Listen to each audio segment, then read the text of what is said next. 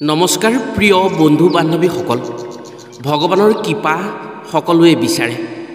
আপুনি মই সকলোৱে ভগৱানৰ কৃপা লাভ কৰিবৰ বাবে পুৱা গধূলি ভগৱানৰ চৰণত পূজা প্ৰাৰ্থনা কৰোঁ।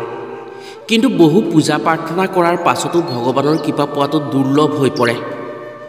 ভগৱান শ্ৰীকৃষ্ণই কৈছে, যিজনে মোক এই মন্ত্ৰৰে স্মৰণ কৰে, যিকোনো বিপদত তেওঁক মই দুই হাতেৰে সহায় কৰোঁ। আজিৰ ভিডিঅ'ত আমি আপোনাক জনাম ভগৱান শ্ৰীকৃষ্ণক কি মন্ত্ৰৰে জপ কৰি বা কি নামেৰে স্মৰণ কৰিলে তেওঁৰ কৃপা পোৱা যায়, যাৰ ফলত সেই নাম বা মন্ত্ৰৰে জপ কৰাজনৰ মনৰ আশাসমূহ পূৰণ হয় আৰু ভগৱান শ্ৰীকৃষ্ণৰ পৰম কৃপাত সেই ব্যক্তিয়ে আশা কৰা মতেই ফল প্ৰাপ্তি হ'বলৈ সক্ষম হয়। ইয়াৰ উপৰিও ভগৱান শ্ৰীকৃষ্ণৰ মতে ৰাতিপুৱা টোপনিৰ পৰা সাৰ পোৱাৰ পাছত যদি বিচনাতে এটা মন্ত্ৰ জপ কৰিব পাৰে, তেনে তেওঁৰ সকলো ভাগ্যৰ দুখ খণ্ডন হৈ সৌভাগ্য উদয় হয়। যি ব্যক্তিয়ে পুৱা উঠি বিচনাৰ পৰা নামিয়েই ভগৱান শ্ৰীকৃষ্ণৰ নাম উচ্চাৰণ কৰি মন্ত্ৰটি জপ কৰিব পাৰে, তেওঁ জীৱনত যেনেকৈ আশা কৰে তেনেকৈ ফল পাবলৈ সক্ষম হয়। আজিৰ ভিডিঅ'টো যদি আপুনি সম্পূৰ্ণকৈ চায়, তেনে দুয়োটা মন্ত্ৰই জানি নিজৰ বিপদৰ সময়ত সেই মন্ত্ৰ জপ বা হৃদয়ংগম কৰি ভগৱান শ্ৰীকৃষ্ণৰ কৃপাত বিপদমুক্ত হ'ব পাৰিব।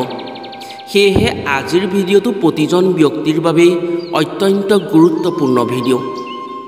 প্ৰিয় বন্ধু বান্ধৱীসকল, তেনে জানো আহক, যিকোনো বিপদত ভগৱানৰ কোনটো নাম বা কোনটো মন্ত্ৰ উচ্চাৰণ কৰিলে বিপদমুক্ত হৈ যিকোনো সমস্যাৰ অন্ত পেলাব পাৰি, লগতে পুৱা শুই উঠি কি মন্ত্ৰ উচ্চাৰণ কৰিলে মানুহৰ ভাগ্যৰ দুৱাৰ মুকলি হৈ জীৱনত ভবামতেই সকলো পাবলৈ সক্ষম হয়। কথাখিনি কোৱাৰ আগতেই আপোনাক এটি সৰু অনুৰোধ জনাওঁ। ভিডিঅ'টো যদি ভাল পায়, তেনে এটা লাইক কৰাৰ লগতে কমেণ্ট বক্সত জয় শ্ৰীকৃষ্ণ বুলি লিখিবলৈ কেতিয়াও নাপাহৰিব। আৰু যদি আমাৰ চেনেললৈ প্ৰথম আহিছে, তেনে চেনেলটো ছাবস্ক্ৰাইব কৰাৰ লগতে অন্য 10জনে উপকৃত হোৱাকৈ ভিডিঅ'টো শ্বেয়াৰ কৰিবলৈ অনুৰোধ জনালোঁ। ভগৱান বিষ্ণুৱে জীৱক ৰক্ষা কৰিবৰ বাবে বিভিন্ন সময়ত বিভিন্ন ৰূপ ধাৰণ কৰি আহিছে। পৃথিৱীৰ জীৱসমূহক ৰক্ষা কৰি আহিছে ভগৱান বিষ্ণুৱে। ভগৱান বিষ্ণু হৈছে পৃথিৱীৰ পালনকৰ্তা। মৎস্য, কুৰ্ম, বৰাহ, নৰসিংহ, ব্ৰাহ্মণ, পৰশুৰাম, শ্ৰীৰাম, শ্ৰীকৃষ্ণ, বুদ্ধ, কল্কি নামে 10 অৱতাৰ ধৰি ধৰাধামক ৰক্ষা কৰি আহিছে ভগৱান বিষ্ণুৱে। বিষ্ণুৰ শ্ৰীকৃষ্ণ অৱতাৰেই হৈছে আটাইতকৈ গুৰুত্বপূৰ্ণ অৱতাৰ আৰু কষ্টকৰ অৱতাৰ। এই অৱতাৰত কংসৰ কাৰাগাৰত বসুদেৱৰ আৰু দৈৱকীৰ ঔৰসত জন্মগ্ৰহণ কৰিছিল। এই অৱতাৰতেই ভক্তসকলৰ মনোবাঞ্ছা পূৰ্ণ কৰিবৰ বাবে সময়ে সময়ে তেওঁ নিজৰ লীলাসমূহ প্ৰদৰ্শন কৰি আহিছিল ভক্তসকলৰ মাজত। গকুলৰ গোৱালীৰ ঘৰত মাখন চুৰি কৰা, বৃন্দাবনত গৰু চৰোৱা, গোপীৰ লগত ৰাসলীলা কৰা ইত্যাদি। সেইজন ভগৱান শ্ৰীকৃষ্ণৰ মতে যিজনে তেওঁক এটি মন্ত্ৰৰে জপ কৰিব পাৰে, তেনে তেওঁৰ যিকোনো বিপদৰ পৰা ৰক্ষা পৰিব পাৰে। সেই মন্ত্ৰ জপ কৰা ব্যক্তিক মুহূৰ্ততে ভগৱান শ্ৰীকৃষ্ণই বিপদমুক্ত কৰে আৰু ভগৱান শ্ৰীকৃষ্ণৰ কৃপাত সেই ব্যক্তিৰ জীৱনলৈ ভাল দিনৰ সূচনা হয়।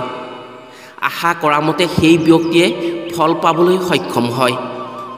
প্ৰিয় বন্ধু বান্ধৱীসকল, তেনে পলম নকৰি প্ৰথমে জানো আহক, কি চমৎকাৰী মন্ত্ৰ আছে যিটো যদি বিপদ বা সংকটৰ সময়ত ভগৱান শ্ৰীকৃষ্ণৰ নাম স্মৰণ কৰি মন্ত্ৰটি জপ কৰিব পাৰিলে সকলো বিপদ বিঘিনি মুক্ত হ'ব পাৰি। আমি সকলোৱেই কামনা কৰোঁ জীৱনত যাতে আমাৰ সুখ শান্তি হওক, কোনো দিনেই যাতে দুখ কষ্টত ভুগিবলগীয়া নহয়। সেয়েহে কঠিনতকৈ কঠিন কাম কৰিবলৈ কুণ্ঠাবোধ নকৰি জীৱনত শান্তি কামনা কৰা হয়। কিন্তু বহু সময়ত অধিক কষ্ট বা পৰিশ্ৰম কৰাৰ পাছতো আমাৰ জীৱনৰ পৰা দুখ কষ্ট আঁতৰি নাযায় কিয়? বাৰে বাৰে দুখ কষ্ট কিয় আহে? বিপদ বিঘিনি, অপায় অমংগল বা আকস্মিক বিপদে আমাক লগ নেৰা হয় কিয়? আপুনি যদি এইবোৰৰ পৰা ৰক্ষা পৰিব বিচাৰে, তেনে ভগৱান শ্ৰীকৃষ্ণই কোৱা এই চমৎকাৰী মন্ত্ৰটি আপোনাৰ বিপদৰ সময়ত এবাৰ জপ বা হৃদয়ংগম কৰি প্ৰমাণ কৰি চাব পাৰে। এই মন্ত্ৰ জপ কৰাৰ ফলত নৱগ্ৰহৰ দোষ নাইকিয়া হোৱাৰ লগতে শনিৰ বেয়া প্ৰভাৱৰো অন্ত পৰে। এইখিনিতে এই মন্ত্ৰৰ প্ৰভাৱত কেনেকৈ এজন ভিক্ষাৰী কোটিপতি হোৱাৰ সুযোগ হৈছিল সেই বিষয়ে কিছু কথা জনাওঁ। ৰামলাল নামৰ এজন ভিক্ষাৰীয়ে বিষ্ণু মন্দিৰৰ বাহিৰত প্ৰতিদিনেই ৰাতি আশ্ৰয় লৈ ৰাতিটো কটায়। প্ৰতিদিনেই ভিক্ষা কৰি অনা পইচাৰে সি এসাঁজ খাই সন্ধিয়া মন্দিৰৰ বাহিৰতে শুই থাকে।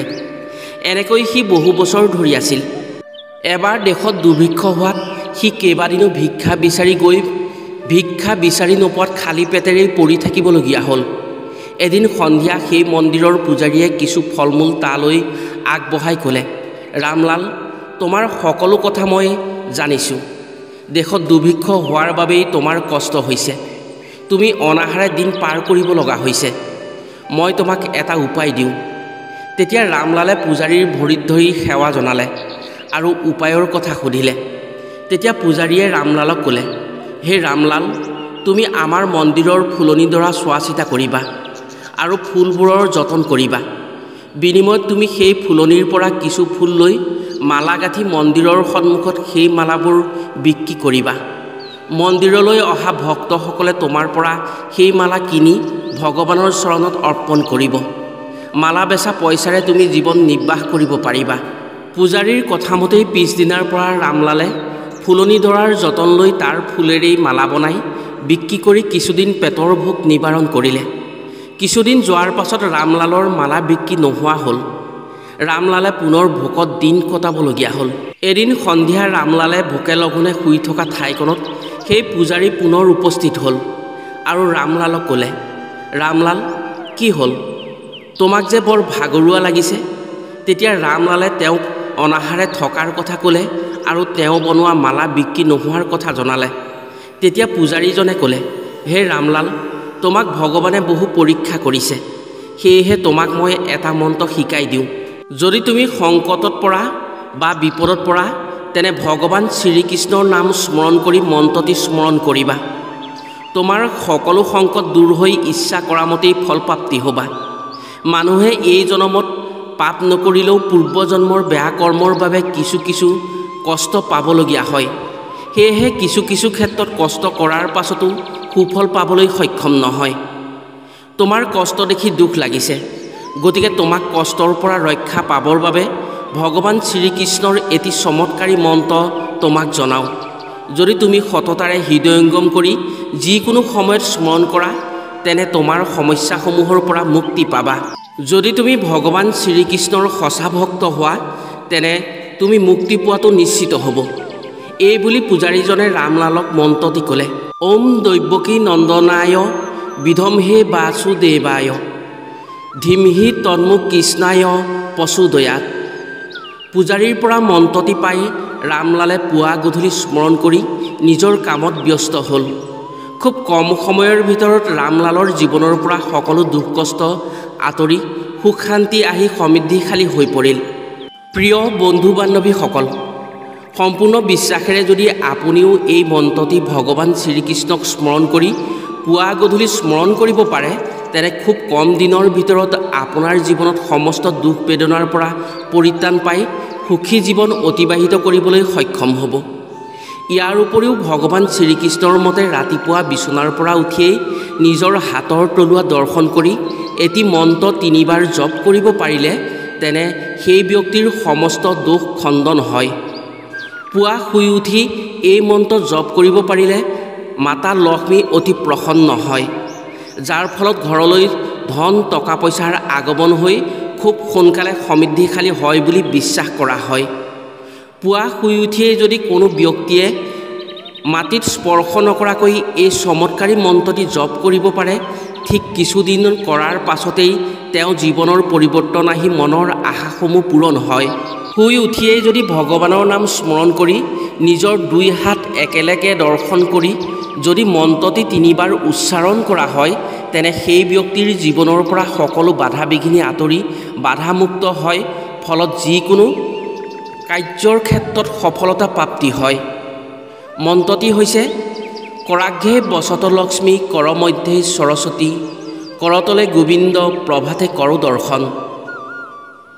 কৰাঘ্যে বসত লক্ষ্মী কৰ মধ্যে সৰস্বতী কৰতলে গোবিন্দ প্ৰভাতে কৰো দৰ্শন।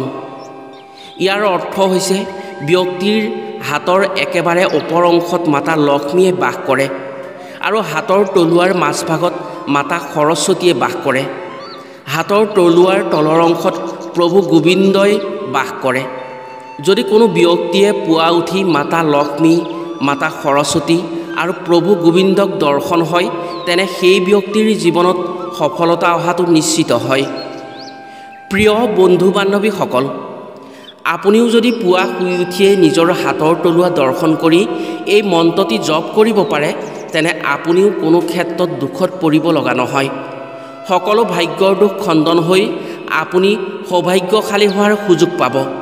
মাত্ৰ 15 দিন এই মন্ত্ৰ এনেকৈ জপ কৰাৰ পাছত আপুনি মনে ভবা মতে ফল পাবলৈ সক্ষম হ'ব। আশা কৰিছোঁ আজিৰ ভিডিঅ'ত কোৱা মন্ত্ৰ দুটি ব্যৱহাৰ কৰি নিশ্চয় সুফল পাবলৈ সক্ষম হ'ব। আজিলৈ ভিডিঅ'টো ইমানতে সামৰিছোঁ। পুনৰ অন্য এটি ভিডিঅ'ৰ জৰিয়তে লগ পোৱাৰ প্ৰতিশ্ৰুতিৰে আজিলৈ আহোঁ। সকলো ভালে থাকক, সুস্থ থাকক। ধন্যবাদ।